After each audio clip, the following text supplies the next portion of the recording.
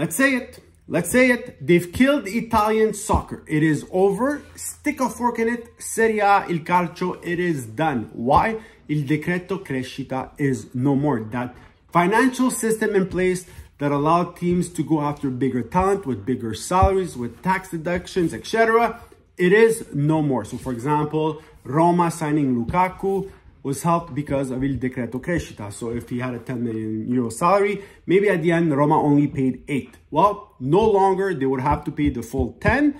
And it's going to make it very hard for Italian Serie A to attract big talent, but furthermore, to keep good talent. And you won't be able to compete with the Premier League, which you already don't, by the way. You already, between the 5 top leagues, like Italy has gone down big time between Spain, Germany, English Premier League, the French League, the Italian League. Guys, Italy is at the bottom. Italy is at the bottom. They're already having a ton of trouble attracting players. The teams don't have money to spend. And now you go stick another branch in the spokes of the wheel and you've just killed yourself. You've killed yourself. And Beppe Marotta came out and talked about it. Lotito talked about it as well. Furlani had some words as well, saying you're causing irreversible damage to the sport and to Serie A.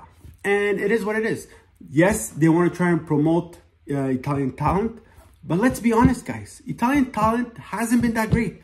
And we see it with the Italian national teams. We have a hard time filling 20 spots for the Italian national team.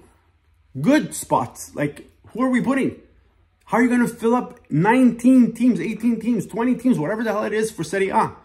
How are you going to do it? You can't say that we're going to put all youngsters. It's not happening. So yes, your scouting system will have to be very good because you have to go with young talent when they're not very expensive. But then you have to try and keep them. How are you going to give them contracts? How would Milan be able to pay Leao, for example, if there wasn't no decreto crescita? Or how will Milan try to sign Magna coming up without il decreto crescita? That means that you're going to have to offer him more money for him to try and stay. Can Milan afford more money for him to try and stay? It's going to be a big if, guys. We're going to see it with Rabiot, with Juventus. Osimhen, luckily Napoli just signed them.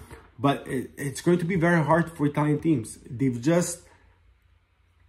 damaged the sport. They've damaged the sport with this decision. They've damaged the sport. It's going to be very hard.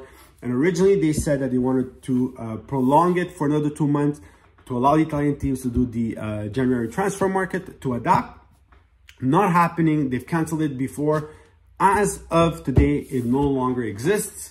And that changes a lot of things. We won't see Milan going after Guirassy. That is for sure. At 5 million euros, 6 million euros a season. Nothing happening for sure. Unless they're willing to pay that money out of their pocket. But it's going to be very, very hard for the Italian teams, guys. Let me know what you think. Write in the comments. I don't see this as a positive anything right now. Let me know what you think in the comments. Like and subscribe.